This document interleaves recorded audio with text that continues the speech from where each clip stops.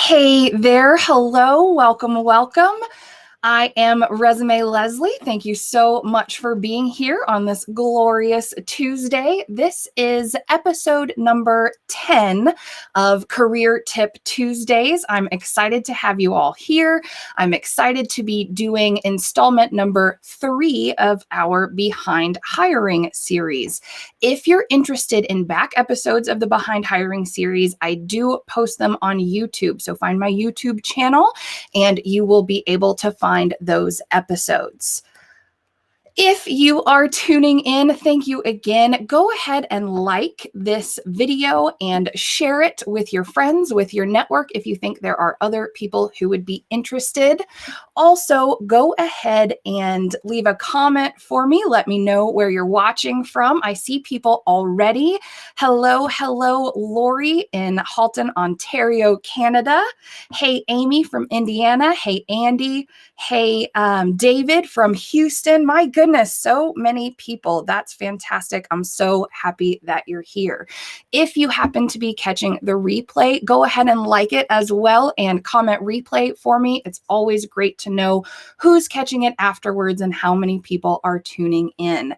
For those of you who are in the chat, I have Andy in the chat as well. He is my partner in business and in life. He helps me to answer some of these questions that come in, especially in case I can't. He works with me in the business. He sees everything that goes on behind the scenes with me working with clients. So he is often able to answer some of those questions just as well as I could.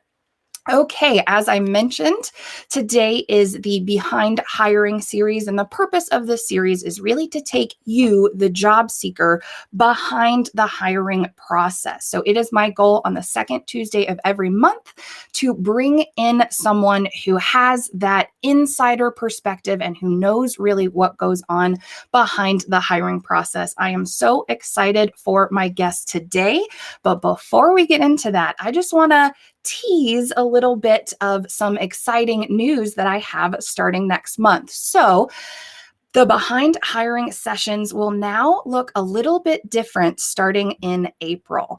I will have a co-host joining me that I am incredibly excited about. Like I said, today I'm just going to tease the announcement, so I won't tell you who it is just yet, but I will be announcing that in the early days of April, and starting on the second Tuesday of April, I will have that co-host with me. I'm super excited. Definitely look for my posts and definitely tune into the first Tuesday next month because I'll announce it then as well.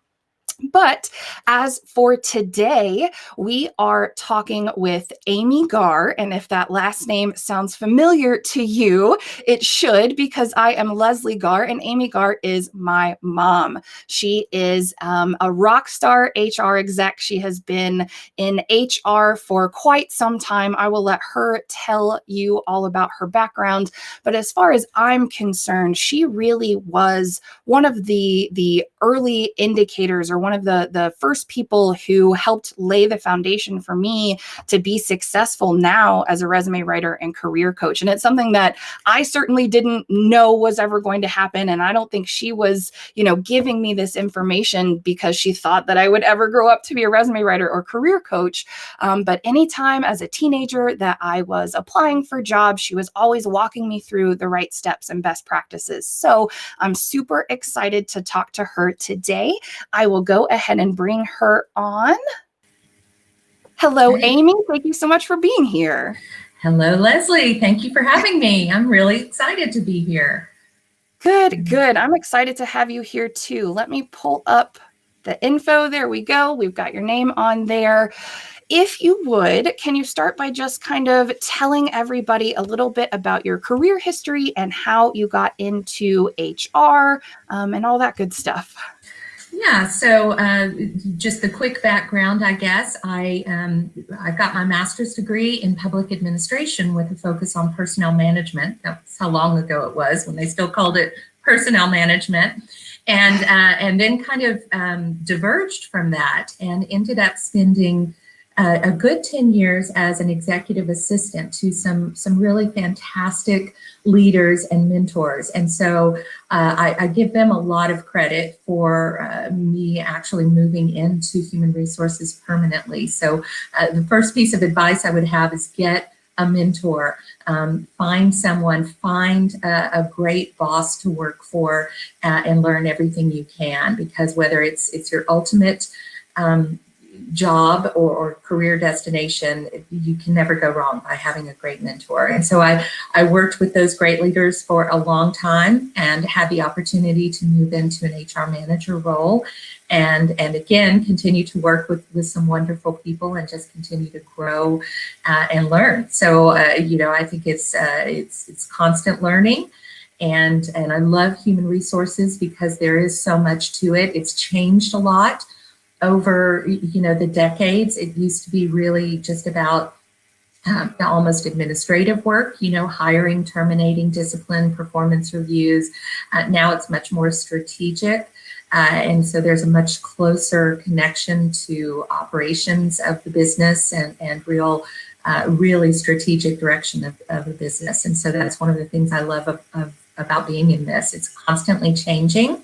And you really do have the opportunity to kind of write your own job description in some ways, and what you bring to a different organization at a different time. That is super cool. I love that. I'm not sure I ever exactly knew the whole story or the chronology of it. So that is really, really neat. So the topic we're talking about today is salary negotiation. And one of the reasons that I was really excited to have this conversation with you and why I thought that you would be the perfect person to do that is that you have always had this confidence. You've always had this very confident sense of self when it comes to what you're worth in your job. And you always kind of pass that along to me. And one of the things that I've always been really impressed by is that you're not afraid to negotiate. You're not afraid to lay it on the line and talk about what your worth is and demand what you're worth. And I think a lot of people, myself included, honestly, get very nervous at the thought of doing salary negotiation. Can you share anything about some of your experience with negotiation, either from the side of being the negotiator, either in work or even, personal experience like buying a car, or from the other side of being the person who is negotiated with by the job seeker? Yeah, first of all, yesterday was International Women's Day, and I think that salary negotiation is a really important thing for women to be actively working on. Unfortunately, there is still a lot of systemic salary discrimination in the workplace, and we still have some cultural issues with the way boys and girls are raised differently, and the expectations there still is a little bit of the mentality that women should just kind of take what's given to them, if you will. And it certainly has changed as the workforce has changed. And so people your age and younger, and we're seeing it, really since the 2008 economic change, and we're seeing how the workforce is responding to that with the younger workforce. And so there's so much more transparency of salaries. When I was younger and starting my career, in businesses, employee handbooks literally said, don't talk about your salary. Your salary must maintain, you must keep that confidential. And now that veil is lifting. The internet makes it so much easier for you to get information about what is a fair salary. And again, the younger generation is kind of leading us also in breaking, the glass ceiling, so to speak, in this area. So I just love the timing that this is happening right around International Women's Day. So, I think when you negotiate salary as the candidate, you feel like there is an inherent imbalance of power, that you are asking for something and that the company really is kind of almost in this benefactor position of you know, are they going to give you what you're asking for? And so the first thing I would say is remember that interviewing really is a two-way experience. You are looking for something as a candidate that suits much more than just your financial needs at a particular time. You're looking for opportunity, career development, acceptance, you know, whatever those things are that you're looking for.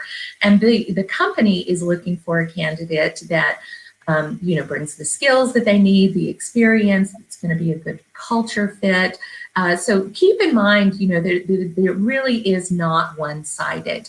And it shouldn't be one-sided, and it shouldn't be adversarial. So I think some of the things that hold us back from feeling good or confident about interviewing is just that fear factor. You know, I don't want to seem overbearing. I don't want to seem demanding. I need a job. I need to get paid. I'm just going to take what I can get, you know. And certainly at different points in your career, you know, those things matter differently. But it's important to remember that, you know, businesses in general are expecting that there should be some kind of dialogue about does what you need, you know, does our company fit your needs and vice versa. And so if you're negotiating salary and somebody gets, you know, kind of put out with you, I would worry about that almost as a little bit of a red flag. This should be about, you know, finding something that works for both parties. And the great thing about it is once you've received the offer, you've made it through. They've decided you're their person. And now it's really just about how can we make this a win-win conversation so that you are getting, you know, the company is getting what it needs, still feeling good about it, and that you, the employer or the employee, are going to come in and feel like your needs and wants have been fairly addressed, and you're not going to have this lingering resentment that, you know, I asked for something very reasonable and the company wouldn't give me that, and so I'm already going into this new position feeling a little bit soured on it, and no company wants that. So, I think just going in with that attitude that this isn't an unusual activity. Negotiating for salary is very normal, and you're not asking for special favors. You're not asking, you know, for anything crazy or outlandish. You just want to get to a good place that you both feel like you came out ahead and you're going to have a good working relationship. Yeah. Oh man, I think you said some really, really good things there. I think number one, the fact that you addressed that companies are expecting some sort of back and forth, that's huge. And I hope that the job seekers watching really take that seriously. Also, the idea that once the candidate has received the offer, that they've decided on you. So for them to not work with you on sort of negotiation is, just as you said, a red flag. I love that. And I hope that for job seekers, that gives some confidence on both the initial idea of negotiating and then also realizing that once they've gotten an offer, they're in a great position to negotiate because they're the ones that the company wants to hire. It's just got to, you know, match from a standpoint of salary and benefits and whatnot. That's excellent. So we addressed, in your opinion, sort of what stops people from negotiating. We talked about some of that fear factor.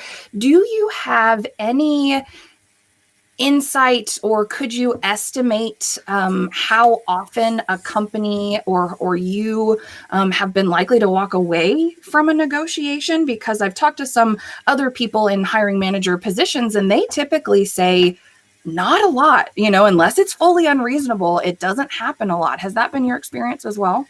Yeah, I do. I do think that that's true. And, you know, you have to remember that there are very many different kinds of jobs. And so, for instance, if you're looking for a job in the public sector, the ability to negotiate is a little bit limited. You know, in the private sector, it's different. If you're an hourly worker, you don't have much leverage at all to negotiate. But when you get to that kind of professional level, as long as you are negotiating in good faith, that you're not coming in at the last minute and changing your requirements, then I think that companies very rarely walk away. I will give you an example. There are certain industries, certain roles that are in high demand right now. The technology sector, huge high demand for that right now, very competitive hiring environment. And recently we did have to walk away from a candidate because although he could get and was getting offers that were beyond what we could see was a fair market offer, he was able to command that, and it was just not within our budget to meet that. And so it wasn't adversarial. We tried our best to work through it, multiple phone calls, and ultimately we just had to say, we'd love to have you, but we understand that for you, this isn't going to be the right fit right now. So it does happen, but it doesn't happen a lot. But again, it's all about making sure that you're not trying to change the rules of the game a little bit. So if you've kind of come in and said, my salary range is between 100 and 150, and then they make the offer and you say, well, I really need 170, that, you don't want to do unless there's a really good reason for it. Maybe they, as you were interviewing, they explained to you that there were more responsibilities to the job than was initially discussed. Then that might be an opportunity to negotiate for something higher than you originally brought forward. Okay. Yeah, I think that makes sense. It's about really being honest with yourself about what your position is, and setting those expectations ahead of time. Especially if you've been asked what your salary range is, you don't want to sort of walk back on that. So I think that makes a lot of sense.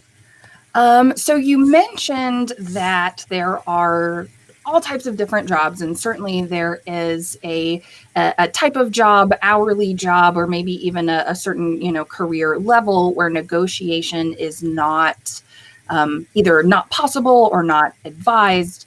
I had someone ask on the post that we posted last week. I said, hey, send me your questions, and someone asked about, should a person try to negotiate salary if they are either a new grad or if they're someone with little experience in the field or the job that they're targeting?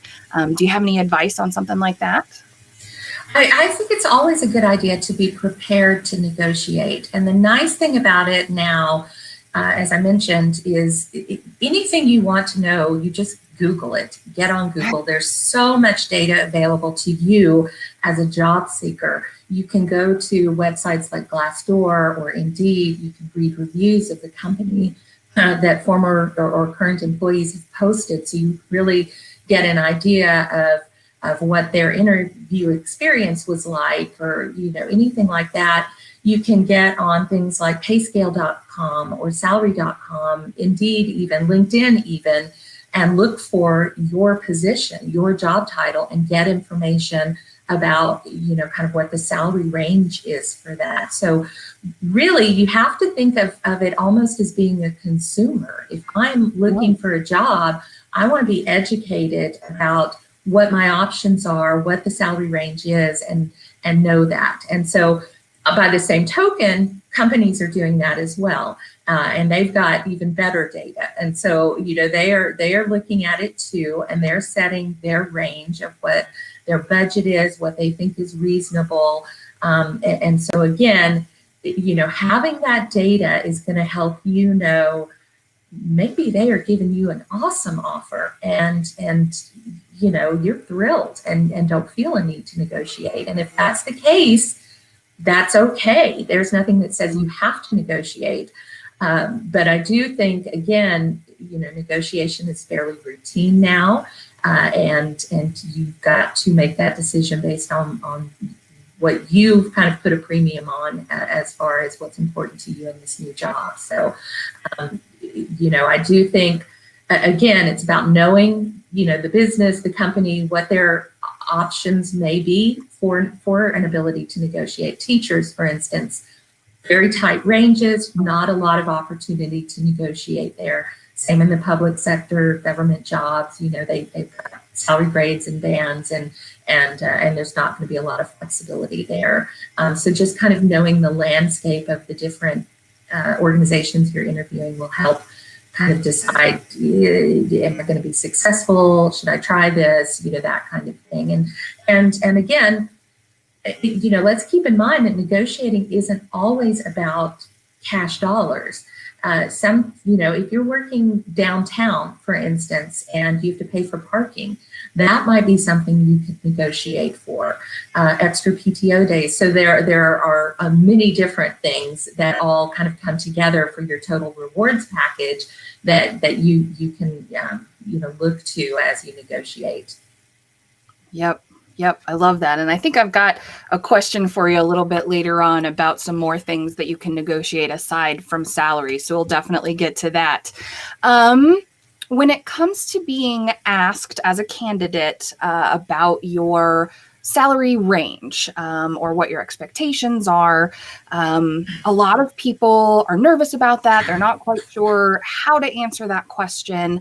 And especially if someone is either coming from a different industry and making a career change, or they are coming from a previous salary that was lower really than what their worth is, or otherwise not representative of what they expect to make from this role. Do you have any advice for how to position yourself in a strong, position when you're asked about your salary range coming from those kinds of situations? I hate to kind of keep saying, know your facts, know your data.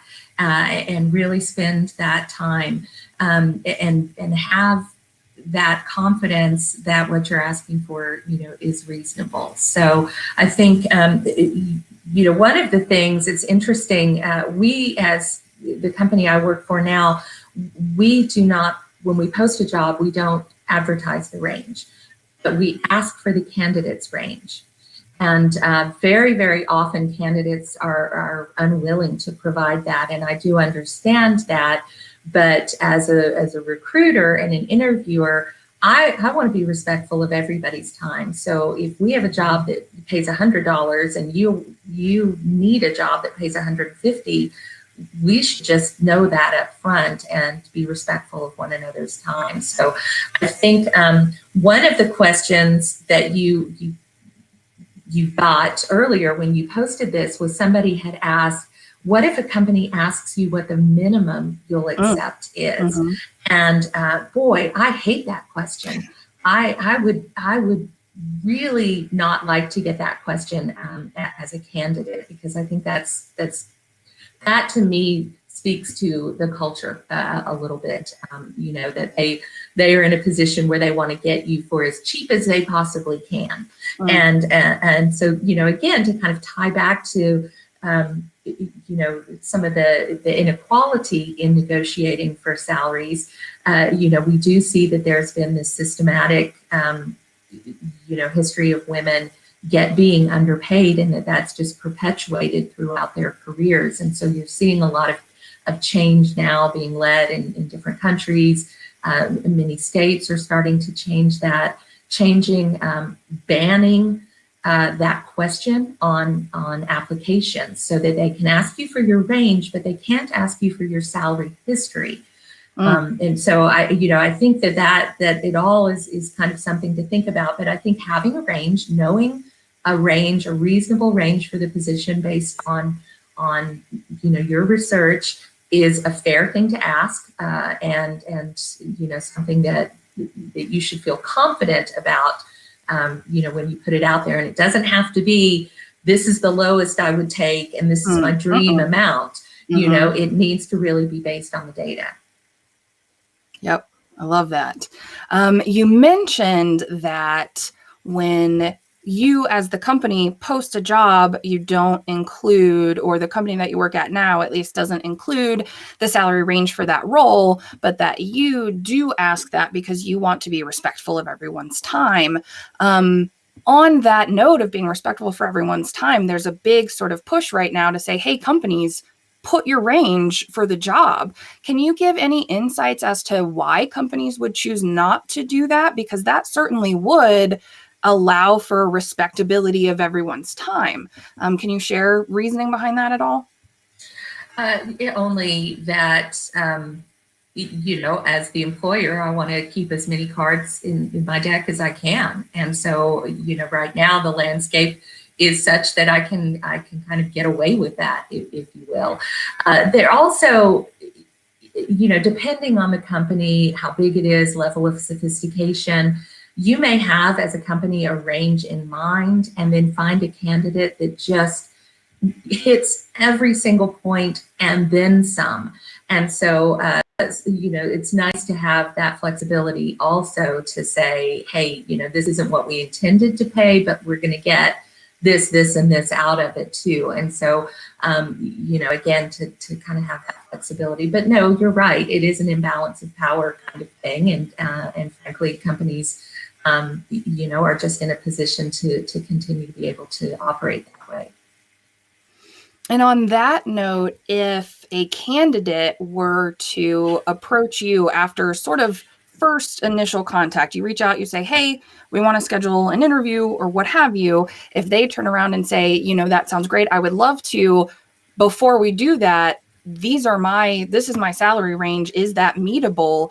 Is that something, because as candidates, a lot of times, at least up until the last few years, candidates have really been told, don't bring up salary right away. Don't look like you're just looking for money. But you're right that it needs to be a match and that it needs to be respectful of everyone's time. So if someone came to you and said, these are my expectations, is that meetable so long as everything else fits? Do you take that as a positive, as a negative, as a neutral? What's your response? No, I take it as a positive, and in fact, I will start conversations that way. When I get a candidate on the for first initial pre-screen, it's one of the things that I check. I just want to make sure that we are in that same ballpark. And again, it's a range. It's not a guarantee. It's not a limit. It's a range, and it's something that we can negotiate through and work through. So I like having candidates that really have done their homework, that know their value, and that have that confidence to to kind of come in and feel good about, this is what I know that I need to be happy.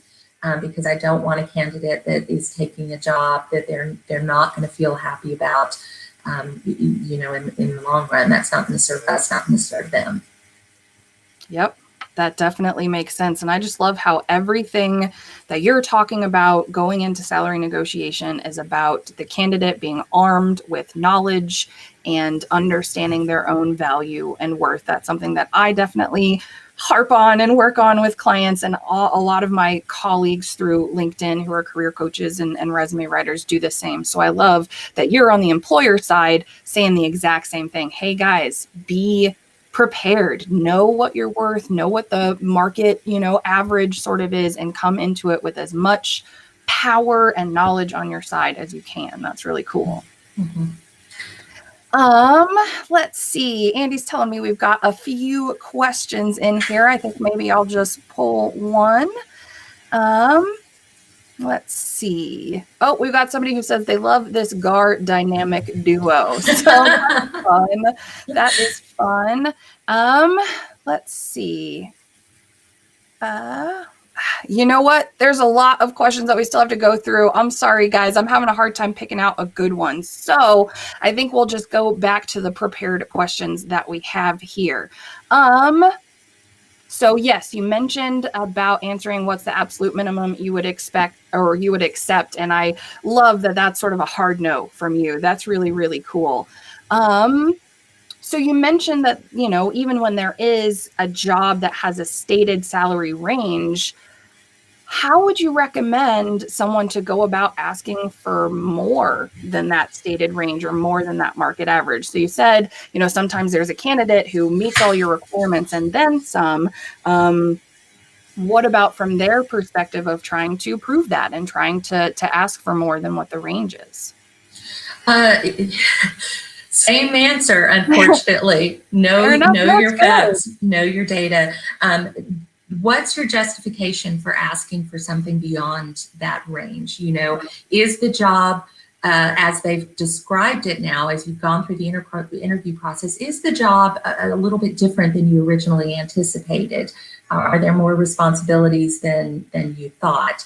And if so, what experience are you bringing, you know, to that? So talk about your demonstrated success. Talk about your past work experience, what you've accomplished there. You know, anything that you can bring about, you know, metrics, you know, hard facts. Those are things that employers love to hear. You know, not just that I'm able to do this, but I did this, and this was the result, and this was the benefit to the company. Know the competitive environment. As I said, there may be a range, but suddenly the market has really heated up for this particular job. Competition is fierce, and people are able to command beyond what was the initial salary range for the position. And then, you know, how are you going to add value that merits that additional? So that's really what it's all about. I want some extra money. I think that what I bring justifies that, and being able to kind of talk through that again in a positive way, in a respectful, positive way, with someone that is going to be your future employer. Yep, all about the proof.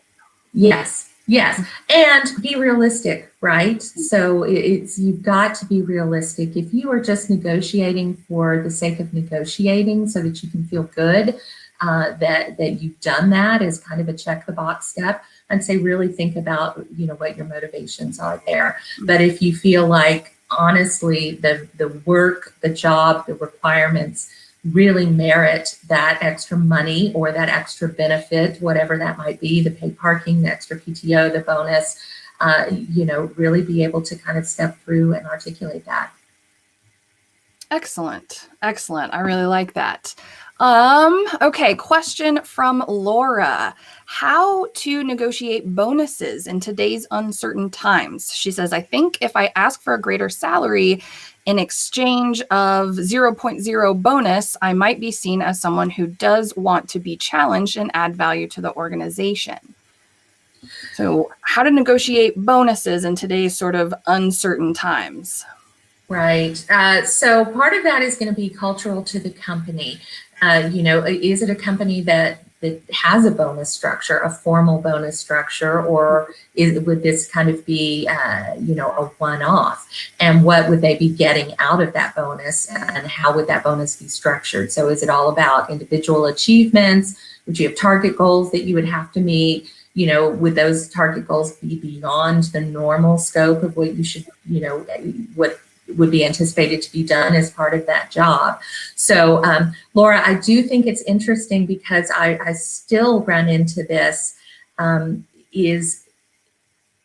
I'm sorry, gentlemen out there, I do not mean to make this a woman's negotiation course, but that hesitation still really resides in us, I think, in women in the workplace. And so the way Laura phrased it, you know,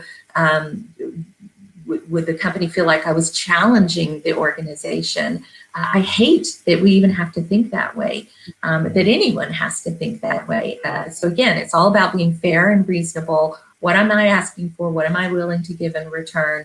And is that going to be a good thing for both of us as an employer and as a candidate? So no easy answer on that one. It really it's kind of a dance there. You know, you've got to you know, sell yourself to a certain extent. Yep. Thank you for answering that. We had someone ask, you mentioned earlier about some of the reputable sites you can go to research salary. Nia too would like to know what some of those are. And if you could just reiterate that, I'll try and have Andy add the links into the chat so that people can find those. Yeah, there are so many great resources. So first we'll talk about the online ones. So payscale.com and salary.com both have some free options. You have to register, but there's no charge for that. And then you can kind of go out and price your job and price yourself. And so you can play around with it, change, toggle between positions, locations, so those two sites are great. Glassdoor and Indeed tend to be more individual information being provided. So on Glassdoor, as an employee, I can go out there, write a review about what it was like to be interviewed by this company, talk a little bit about, my salary. I'm a website developer and I get paid this. So Glassdoor is a great site. Indeed is also a good site. So you could just simply Google Indeed, salary, and the job title, and it's kind of going to direct you and get you there. LinkedIn also has a lot of good salary information. So again, you can search there. And then the other options are a lot of the recruiting companies have their own salary guides that they publish on an annual basis. And very often you can get those for free just by signing up for it, giving them your name. You're probably going to end up on a mailing list that you'll have to unsubscribe from later. But, for instance, Robert Half, one of the big placement companies, they publish an annual guide that's geared more towards technology positions and accounting positions. That's their sweet spot. But there are many companies out there where you can simply, again, Google salary guide, human resources, salary guide, marketing, and possibly download some of that information for free. And so those are all really, really good references. It takes a little bit of work, takes some homework, but it's completely worth it because it's going to give you not just a breakdown of the job, but it's going to give you the range. It's going to give you the range potentially by the size of the company. So a larger company is going to have a higher salary range for the same job than a smaller company oftentimes. And so you can really delve into some of the, the real meat of those positions. And they also break it down for you geographically too, which is important, right? Because depending on where you live, that salary range for a position is going to be different because cost of living is higher there.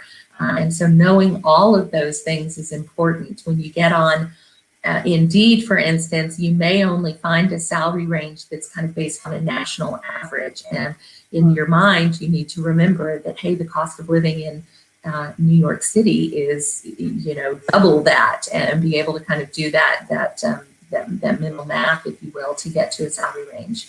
But those salary guides are all over the place, and very often you can get them as an individual and just download them for free. Okay, excellent.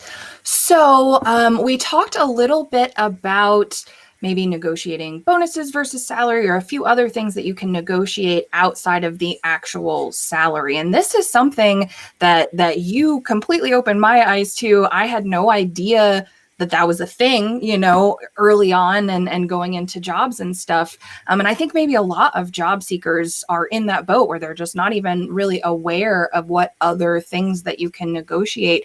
Can you talk about some things that might be worth bringing into the negotiation? Some things that you have negotiated for or seen a candidate that you were interviewing negotiate for? Can you talk more about that? Yeah, so, it's interesting. One of the things that organizations have begun to do is talk about total rewards.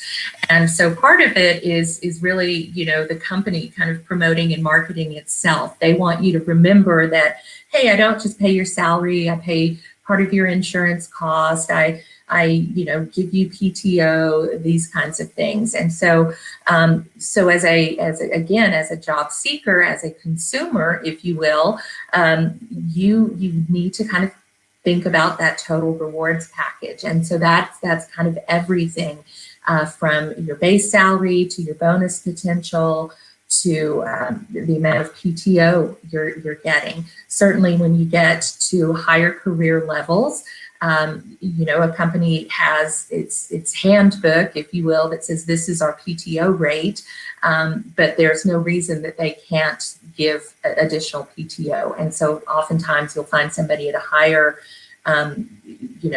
spot in their career that says, yeah, I love this job, but hey, I've been getting 4 weeks of PTO for 5 years now. There's no way I'm going back to 2. That is really important to me. So PTO.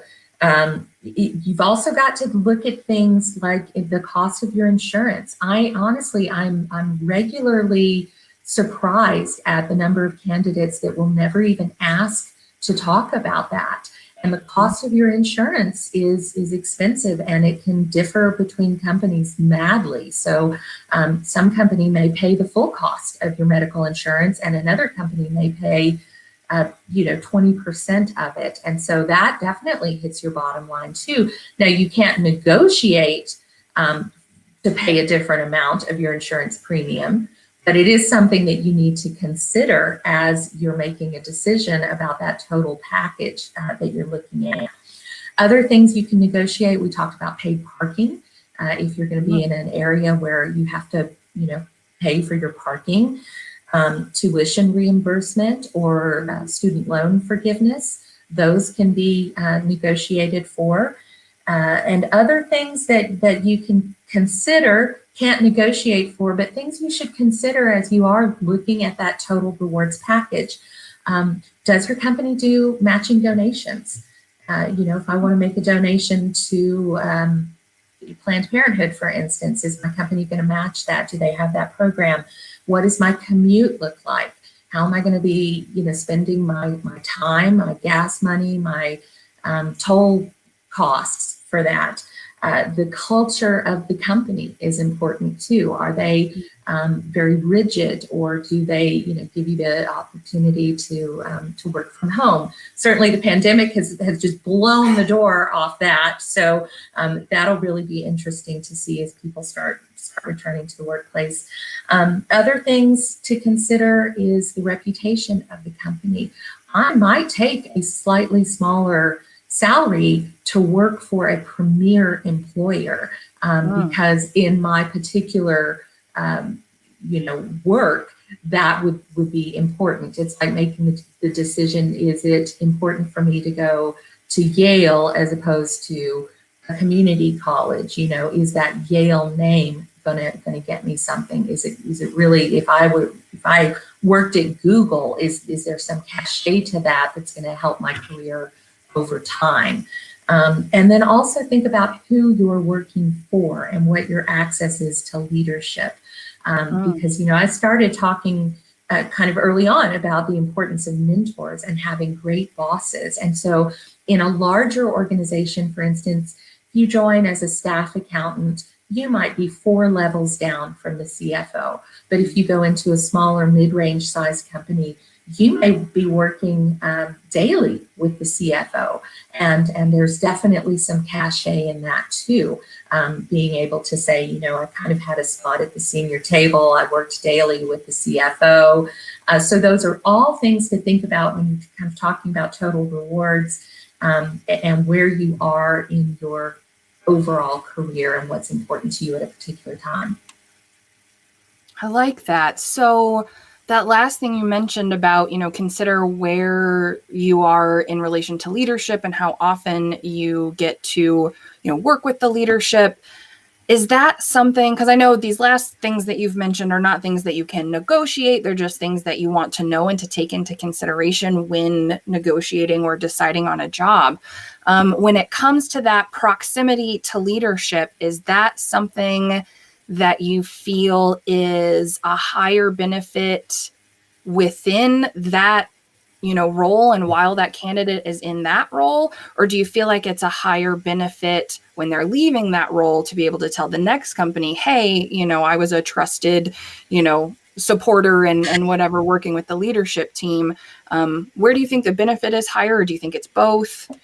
I think there's benefit in both. I mean, it's certainly the closer you are to that executive team, the more exposure you get for them to recognize you, but also the more opportunity you have to learn, from them and to work on potentially bigger things than you would if you were in a smaller organization, kind of lower down, tucked away in your cubicle where you really didn't get to interact with that senior management. And then definitely as you further your career and look for other opportunities, I do think that companies really place a value on that, that knowing that not only did you have that opportunity, but it speaks to, I think, something you alluded to, that being trusted, being a trusted, advisor, trusted for confidentiality, things like that. So I definitely think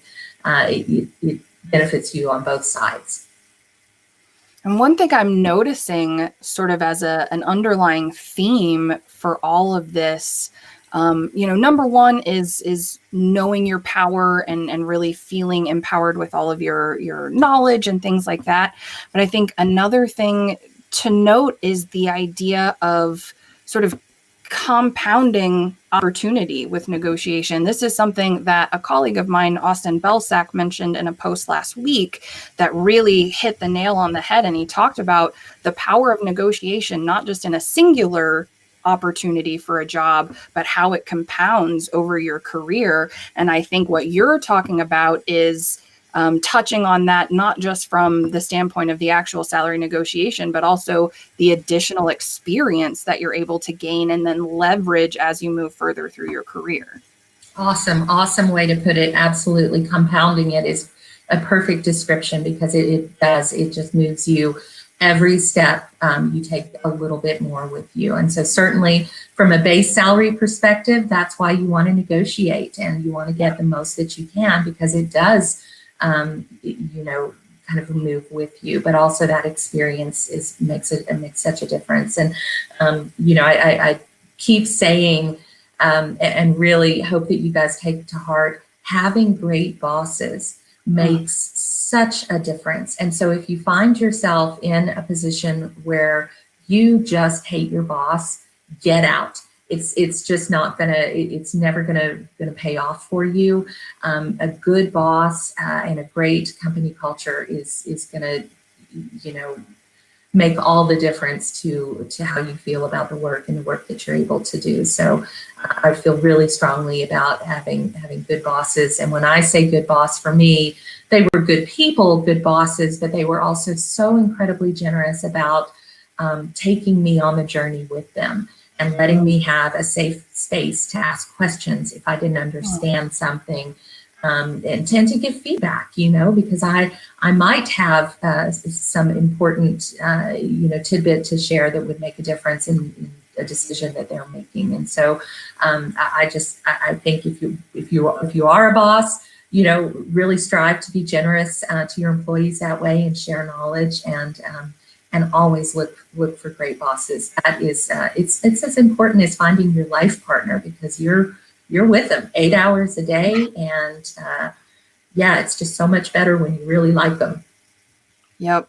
And that's something that I learned from you early on. I don't even think it was a direct you saying to me these things that you've said just now. It was more just hearing you come home from work and talk about this boss that you really, really liked. And then you get a different job and you talk about this boss that you don't like, and the difference that makes. And then as I got older, working in jobs where I had either a crappy company culture or a boss that just either wasn't great or we didn't mesh or whatever, it makes such a big difference. And now, because of those experiences that I learned from you and that I learned in my own career, I really focus on that with my clients and with the content that I put out for job seekers. And I've seen a lot of other of my colleagues do that as well, just really pushing the idea that you get to decide about your career. You get to make choices. And the more that you're thoughtful and mindful about how you feel when you get up to go to work, how you feel on Sunday night before your week starts again. Are you neutral? Are you excited? Are you just over it and don't even want to go into the office? Or coming home at the end of the day and just hating life and, whatever it is, it makes such a big difference to your sort of, the way that your life comes across and how happy you are and your satisfaction level. So I love that you're such a big proponent of that. And I really appreciate that you taught me that through, all of the different experiences that you had. That's really cool. Thank you. Do you have any tips to remove the awkwardness around salary negotiation? So, this is one that's a lot of it is just kind of practice, getting comfortable doing it so that you can do it without hemming and hawing and feeling like you're really overstepping your bounds. A lot of it, again, is preparation. Know your data, know your motivation too. As I said, don't just negotiate for the sake of negotiating. Really understand your motivation of why you feel it's important enough to negotiate for whatever it is, more salary, a bonus, a parking spot. So know that. Practice with other people, your dog, your cousin, your brother, your mother, whatever it is.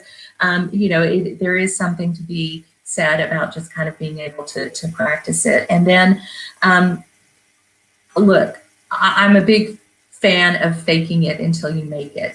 And when I say that, I mean, we're not always going to inherently have that confidence and feel really, comfortable with that negotiation. And so I have a wonderful mentor and boss, Tony Portman. And when I am doing something that I'm not comfortable with and find a little bit challenging, I pretend I'm Tony Portman, and that gives me a little bit of confidence there. So I don't mean to say that, facetiously, but really sometimes removing your own kind of emotion from something and being able to emulate somebody else can put you in a different mindset to be more successful for that. So just think about that too. That and again, they have picked you. So by the time you're negotiating, they've already decided they like you, they want you, they believe in you. And so now it really is down to how can we structure this so that it is a win-win and the right answer for everybody.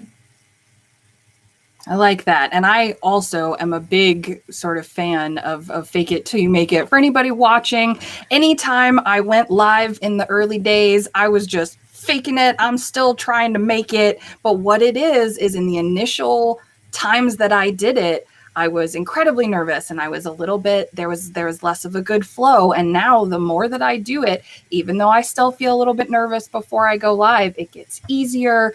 And you find people that support you. And I think that can be important too, when you are not sure what you're doing, like you said, is to have these people in your life that can support you and that can help you sort of work through some of these things. So I think that's really, really great.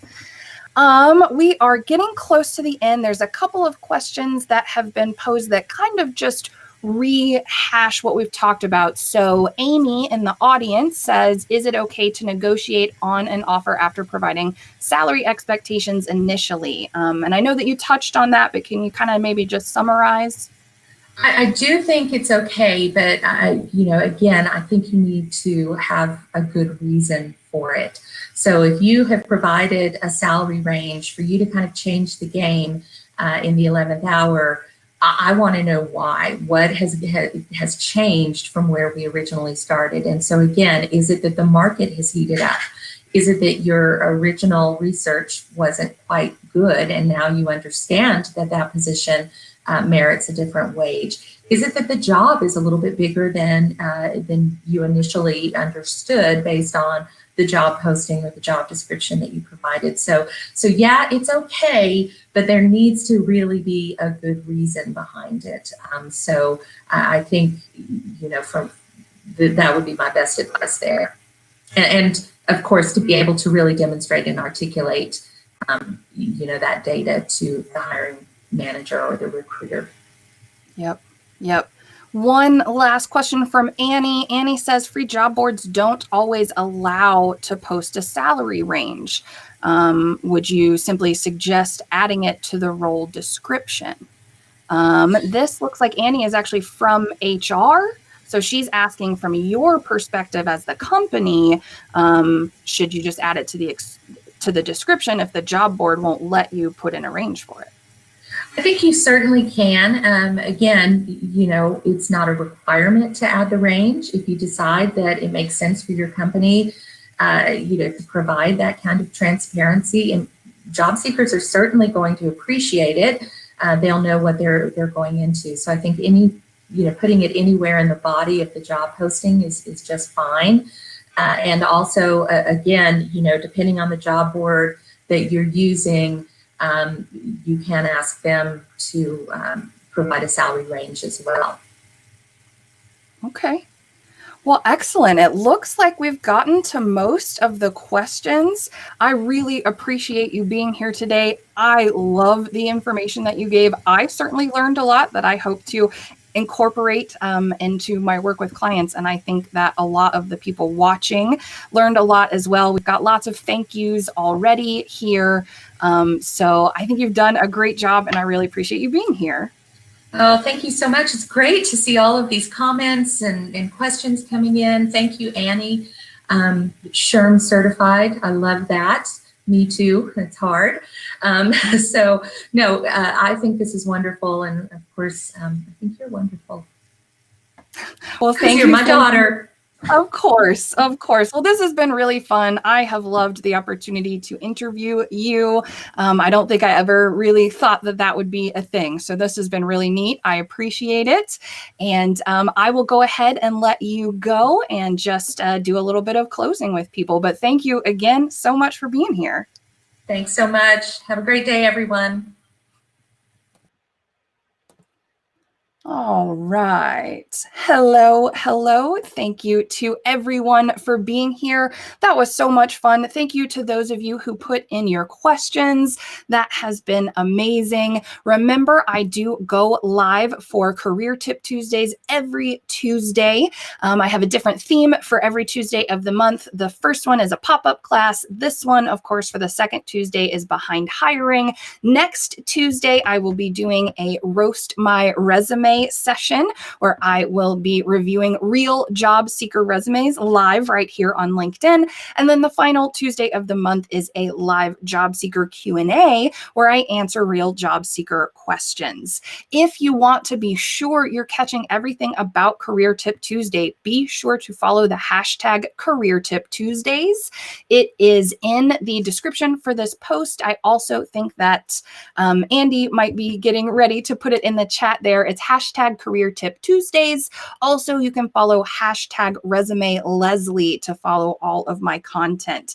Thank you so much for being here. I love all the people that showed up. This has been so much fun, and I look forward to next week. See ya.